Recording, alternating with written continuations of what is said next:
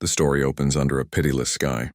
It is late morning in the high desert of what is now the American Southwest, a place of jagged mesas, pale sand, and wind-bent sagebrush. The air is so dry it seems to scrape the inside of the lungs, and heat radiates off the rocks in visible waves.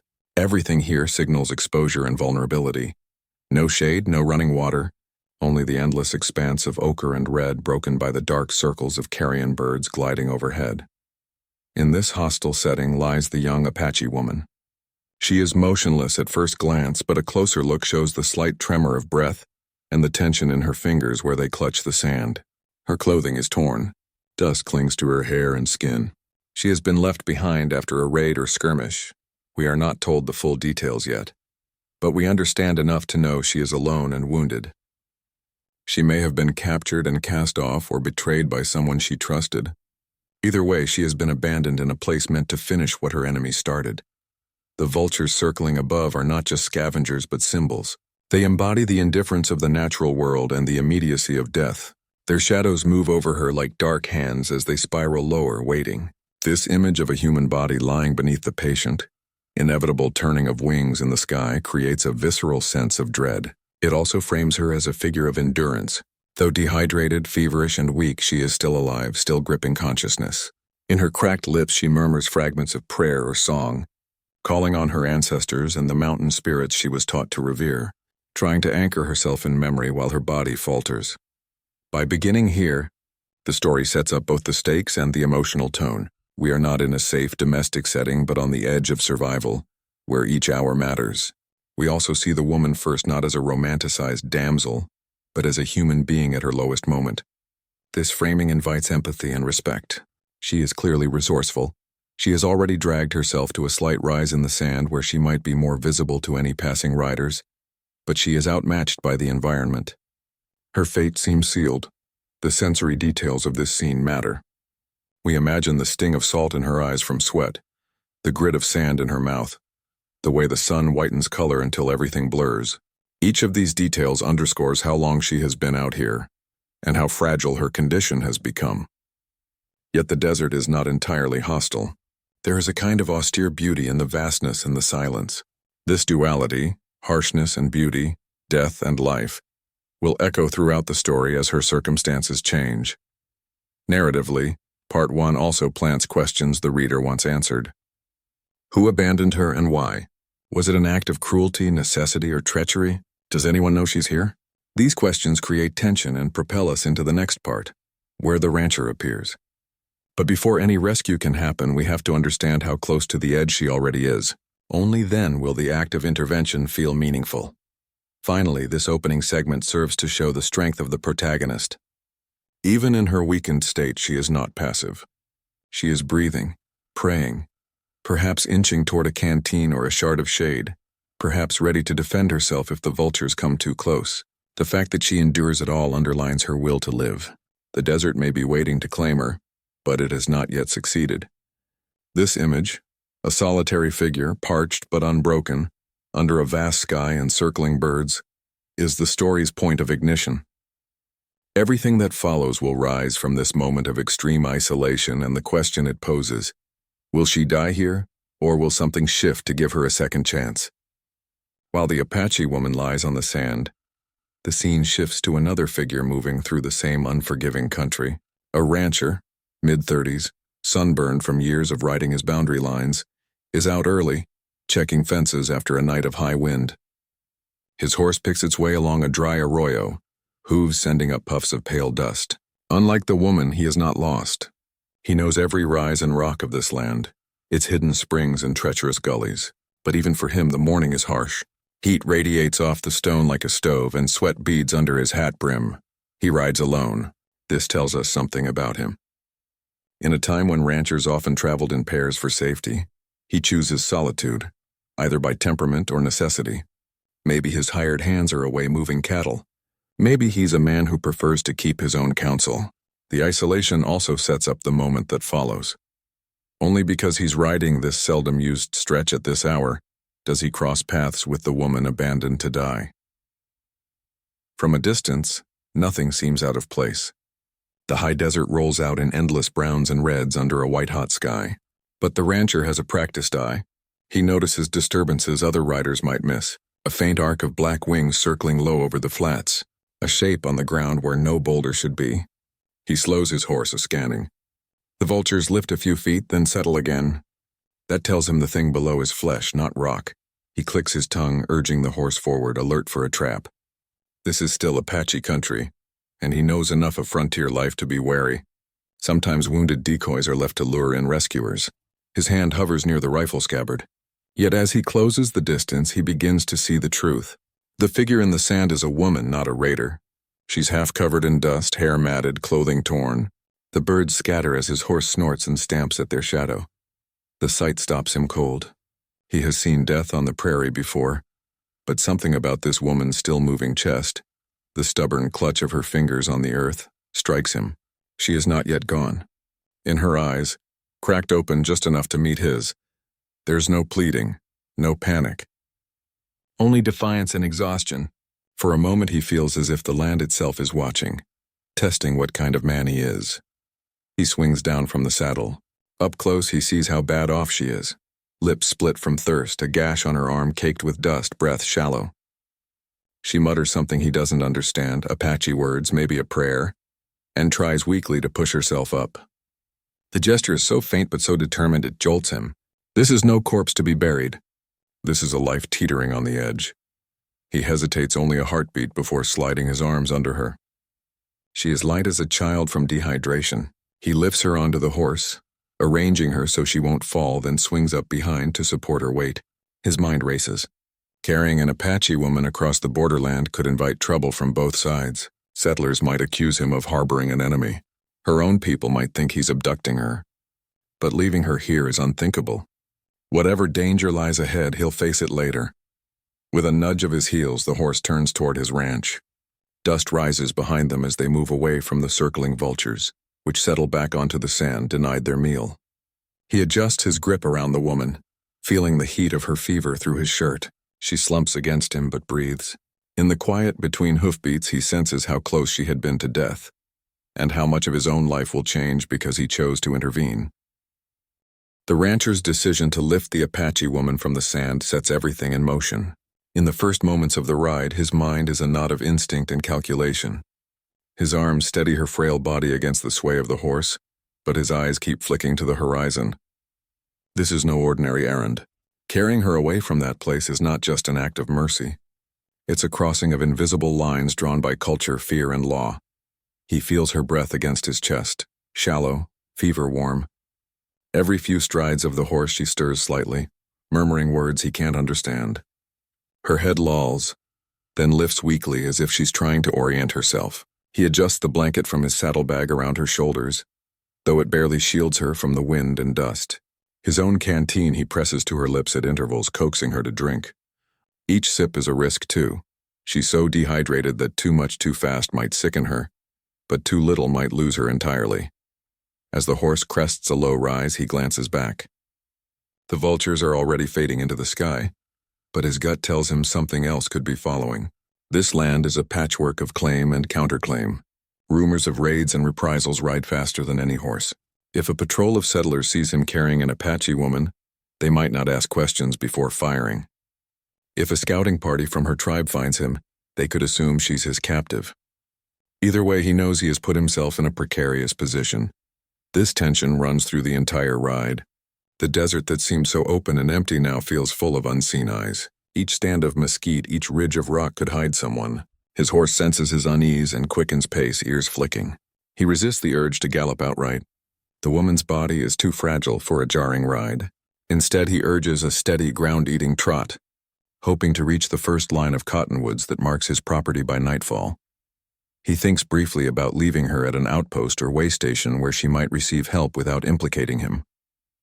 But he dismisses it almost as soon as it occurs. Even if there were such a place within reach, which there isn't, no stranger would tend her wounds without suspicion or cruelty. In her state, she would be treated as a prisoner at best. The only chance she has is at his ranch, where he can guard her and control who sees her. As the sun climbs, heat shimmers on the plain and sweat runs down his back. He keeps his hat pulled low, squinting for landmarks. The jagged silhouette of a mesa, a dry arroyo that curves like a scar. She makes a faint sound, a gasp or a word, and for an instant he thinks she's asking him something. He says softly, "You're safe. Hold on." It's more for himself than for her. This part of the story also shows the emotional risk. Until now, the rancher has lived a life of cautious self-sufficiency. He fixes his fences, minds his herd, avoids entanglements. Yet in lifting her from the sand, he has crossed into involvement. And with involvement comes danger. Not just from others, but from the pull of compassion itself. He feels it already, a strange protectiveness that surprises him. It's not pity. It's something deeper. The recognition of another human fighting to live. As afternoon shadows lengthen, the line of cottonwoods appears ahead, marking the creek near his ranch. Relief floods him but doesn't erase his vigilance. He tightens his arm around her as the horse descends toward the trees. Almost there, he murmurs. Behind them, the desert stretches vast and silent, the place where she was meant to die shrinking into a blur. Ahead lies his land, his home, and whatever consequences his choice will bring. The rescue isn't over just because he's lifted her onto his horse. In many ways, it's only beginning. By the time Cade, the rancher, reaches the cottonwoods at the edge of his property, dusk is already cooling the heat from the day. He crosses the shallow creek and urges his horse up the slope to the main house. The dog barks once and then, sensing no threat from its master, lies back down on the porch. Cade swings down, lifts the woman carefully from the saddle, and carries her inside. The interior of the house is plain but solid. Pine floorboards, a cast-iron stove, a cot pushed against one wall. He lays her on the cot and lights a lamp. In the steady glow, he can see the full state of her injuries for the first time. Her lips are cracked and peeling. A gash along her upper arm is caked with grit. The skin around her wrists bears faint marks of rope or rawhide. She stirs but does not wake.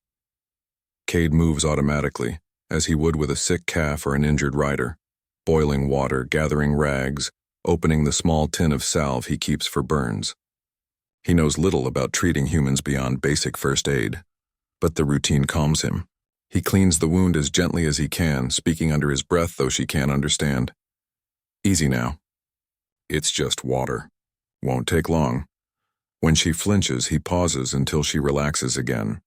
The first hours are critical. He trickles water between her lips in small sips, keeping her head supported. He loosens the blanket so she can breathe and places a damp cloth on her forehead to draw off the fever.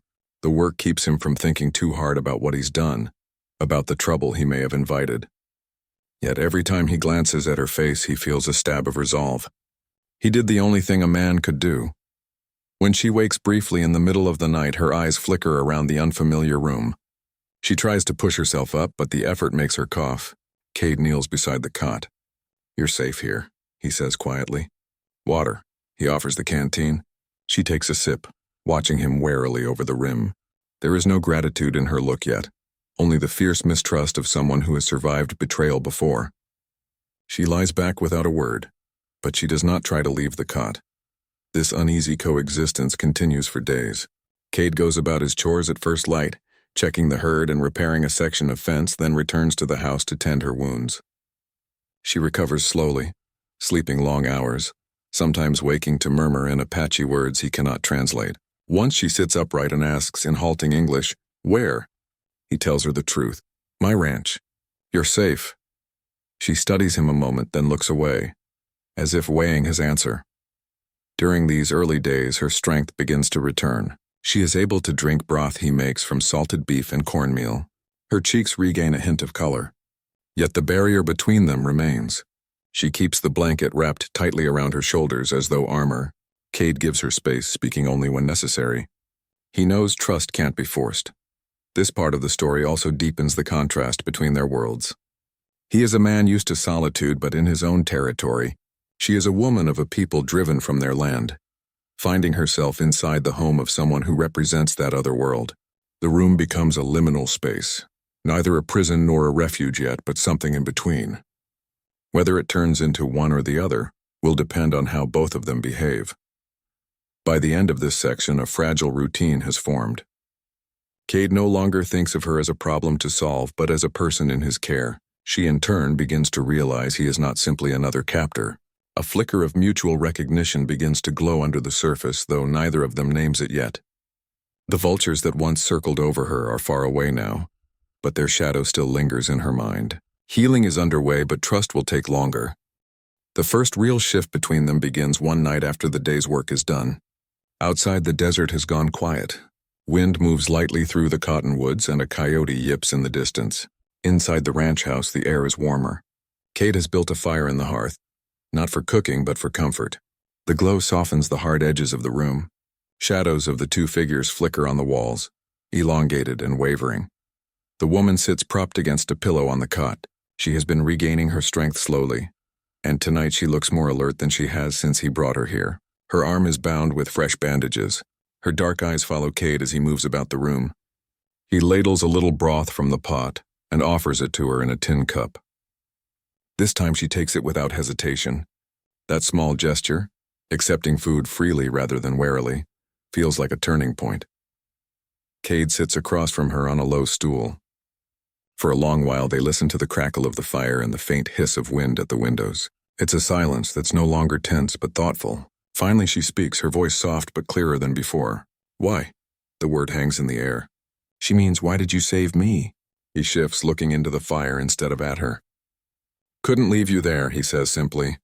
Not my way, she studies him. In her culture, words are weighty. Actions speak louder. But this plain answer, without embellishment, carries its own weight.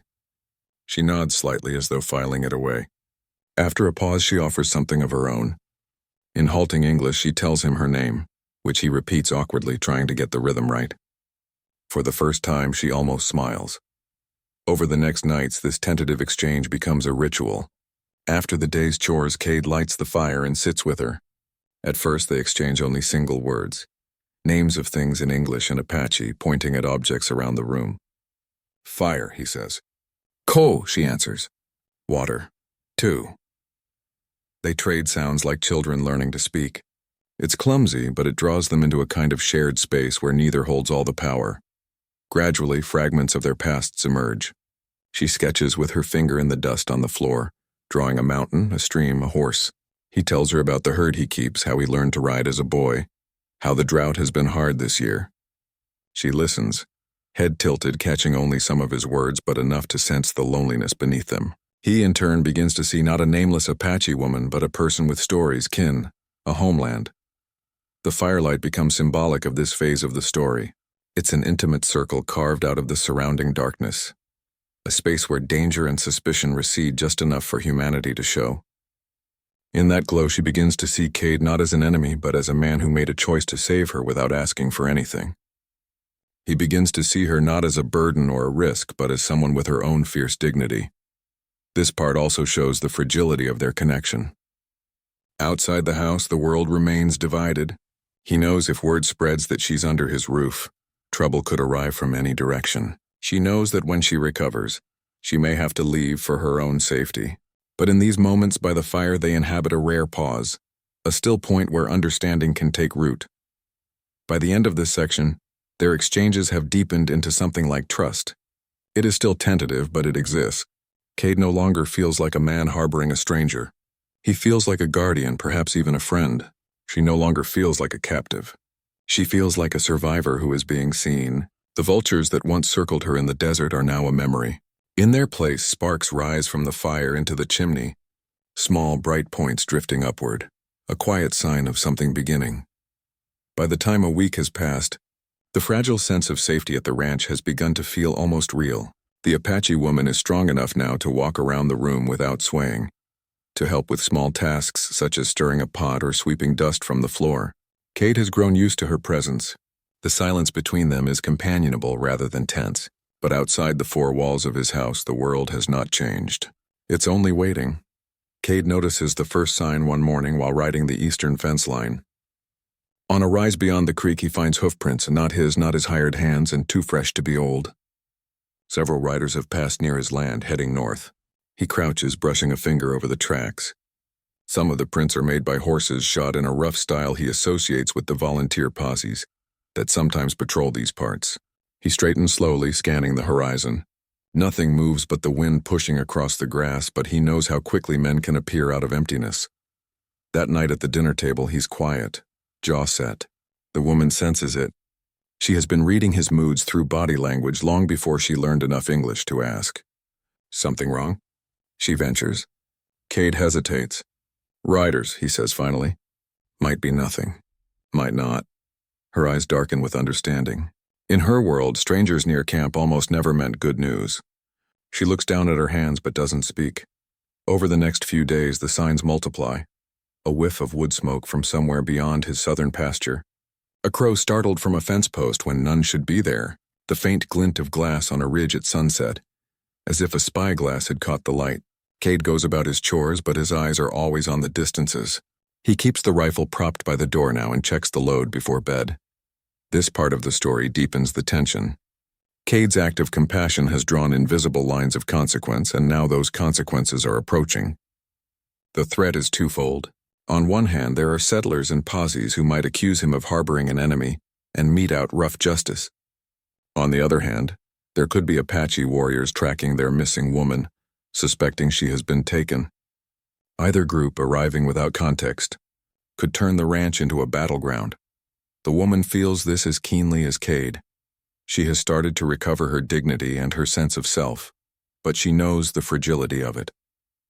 She begins gathering her few things at night, as if preparing to leave before trouble arrives. Cade notices and tries to reassure her. No one's coming, he says, though his voice lacks conviction. She shakes her head. Always someone coming, she murmurs. The landscape itself mirrors the rising tension. Days are still bright, but storms now build on the horizon in the afternoons. Towering clouds bruised purple and gray. The wind picks up, whipping dust along the ground, and the cottonwoods creak like old timbers. Even the animals sense something. Cade's dog paces restlessly at night, and the horses snort and shift in their corral. One evening, as the sun goes down behind the mesas, Cade stands on his porch with a pair of field glasses scanning the distance. In the far haze, he thinks he sees a group of riders paused at a ridge, silhouettes against the sky. By the time he lowers the glasses, they are gone. He feels the weight of what he's done settle on him fully for the first time. Saving her was the right thing, but it may have put them both in mortal danger. Inside, the woman watches him from the doorway, her blanket drawn tight around her shoulders. In her expression there is no fear, only the calm of someone who's lived with danger all her life. She understands before he speaks. Trouble is near. The small circle of safety they built together is about to be tested. The storm they've both sensed finally breaks. It's late afternoon when Cade sees the riders again. No longer distant shadows on a ridge, but real men coming down the slope toward his ranch. The sky above is heavy with thunderclouds, the light sharp and metallic. Dust plumes rise behind the horses like smoke. Cade counts 4 of them. They wear mismatched hats and carry rifles. Their posture is tense, purposeful. He recognizes one from town, a man who fancies himself a vigilante, always eager to deal with problems beyond the law. Cade's pulse quickens. He steps back into the house, his boots quiet on the boards. The Apache woman looks up from the corner where she's been mending a tear in her dress. One look at his face tells her, "They're here," he says simply. She doesn't ask who. She rises, drawing her blanket around her shoulders like armor. For a second they just stand there, the air between them thick with what's about to happen. He moves quickly, handing her a small canteen and pointing toward the back door. If things go bad, there's a wash behind the barn. Follow it to the trees. She shakes her head. No, I stay. The words are quiet but firm. In her culture, to run while someone fights for you would be shameful. Cade understands, but his jaw tightens. I don't want you caught in this, he mutters. She meets his gaze. I have been caught before. No more. Outside, the riders dismount, boots crunching on gravel. Cade steps onto the porch, rifle cradled in his arms but pointed down. The leader, a wiry man with a scar across his cheek, raises a hand. Evening, Cade, he calls. Word is you've been keeping company with an Apache woman. We're here to take her off your hands. His tone carries mock politeness, but his eyes are hard. Behind him, the others fan out slightly, fingers brushing their gun belts. Cade's voice is steady. She's under my roof. She's no threat to you. He shifts the rifle a fraction, enough to make the point. You're not taking her anywhere. The leader snorts. Ain't your choice. Folks been killed on account of her kind. We aim to see justice. Cade knows justice in their mouths means a hanging tree or a bullet. He also knows they're nervous. Men don't posture like this unless they're trying to convince themselves. Rain begins to fall, large cold drops darkening the dust. Thunder rumbles behind the hills. Cade steps down from the porch, closing the distance slightly but keeping the rifle angled. "You'll leave my land," he says. "Now." The tension stretches taut as a wire. One of the men shifts his weight, hand grazing his revolver. Cade's finger brushes the trigger guard of his rifle, though he prays it won't come to that. Inside the house, the woman stands just behind the door, gripping the edge of the frame. Through a crack, she can see the men, hear their words. She feels the old surge of fear, but also something else. A kind of grim steadiness. She reaches for the small knife Cade had left on the table. If they come inside, she will not be helpless. For a long moment, the only sounds are the rain, the horses stamping, the low roll of thunder. Then the leader spits into the mud. "You're making a mistake, Cade." He swings into the saddle. "We'll be back. Next time won't be polite." With a sharp tug on the reins, he wheels his horse and the others follow. Riding back into the gloom, Cade stays very still, rifle still in his hands, watching until there's specks on the horizon. Only then does he lower it and let out the breath he's been holding. He turns back toward the house. The woman is standing in the doorway, knife still in her hand, eyes fixed on him. Neither speaks. They both know this was only the first round. But in that silence, something passes between them. Not relief exactly, but a shared recognition. Whatever happens next, they are no longer strangers facing it alone. They have chosen to stand together. The day after the confrontation dawns strangely quiet. Rain has washed the dust from the air, leaving the mesas sharp against a pale sky. Cade wakes early, scanning the horizon from his porch with his field glasses. No riders, no smoke. Only the usual sweep of desert light rolling toward his ranch. The silence feels like a pause between chapters rather than a conclusion, but it's a pause he intends to use. Inside the house, the Apache woman is already awake, rolling up the blanket she has been using. Her wounds have knit into pale scars. She moves with a steadiness that was impossible even a week ago. She does not look like the dying figure he found under the vultures. She looks like herself again, a survivor with agency. Cade notices the way she stands a little taller each morning, the way she meets his eyes without flinching. This morning she speaks first. "I cannot stay." The words are clear, not halting now. "If they come back, you will be in danger." Cade leans against the doorframe, hands on his belt. He has known this moment was coming. "If you go alone, they'll find you easier," he says. "If you stay, you've got protection." She shakes her head slowly. "Your land, your people, your rules. My presence brings trouble." For a long moment they look at each other across the narrow kitchen, both weighing the truth in her words. He sees not only her courage but the toll of years of running, losing, enduring. She sees a man who has risked more than she expected just to keep her alive. Cade steps closer, lowering his voice. "Where will you go?" She glances toward the east where the sun lifts over the hills. "There are relatives," she says. "A safe place, maybe." Then after a pause, "But I do not forget what you did." He nods. Wasn't something to forget. He reaches for a small bundle he prepared the night before. Dried meat, a flask of water, a spare hat, a coil of rope. He sets it on the table between them. "Take these. You'll travel better with them." She looks at the bundle but does not reach for it yet. Instead, she walks to the door and steps out onto the porch. The air smells of wet sage. Cade follows. They stand side by side looking out at the land. In the distance, a hawk circles where vultures once had. The woman touches the edge of the blanket still draped over her shoulders, his blanket, and for a heartbeat her eyes soften. "I was left for the birds," she says quietly. "You gave me back my life." She turns to face him fully. "Whatever happens now, that will be with me." Cade doesn't know what to answer. Words feel clumsy in his mouth. Instead, he tips his hat slightly, a gesture of respect rather than ownership. "Ride safe," he says finally. "If you need this place again, you know where it is." She nods once, takes the bundle, and walks toward the corral where one of his spare horses waits saddled. He had done that too in the dark before dawn, knowing she might choose to leave. She swings into the saddle with a grace that belies her recent weakness. For a moment she sits there, the morning light catching the healed cut on her arm like a pale thread. Their eyes meet one last time. In hers, he sees gratitude, but also something more complicated, the beginning of a bond neither of them would have expected. In his, she sees a man who acted without calculation and will carry the consequences without regret. She turns the horse eastward. Hoofbeats drum softly against the damp earth as she rides away from the ranch, from the men who wanted her dead, from the vultures circling over the desert. Cade watches until she is a small figure against the horizon and then gone. Back inside the house, the fire still smolders in the hearth. Cade sets the rifle back on its rack and breathes out slowly. The house feels different now, not emptier but larger, as if something invisible has shifted. He goes to the window and looks out at the land he has always known. It seems changed too. This final section closes the story not with a neat rescue and romance ending, but with a harder, truer sense of freedom. She leaves alive with dignity restored, and he remains changed by the choice he made. Two lives that crossed at the edge of death now diverge again, but neither will ever be quite the same. The vultures are behind her. Ahead lies the unknown, but also possibility, a new fate she has taken back into her own hands.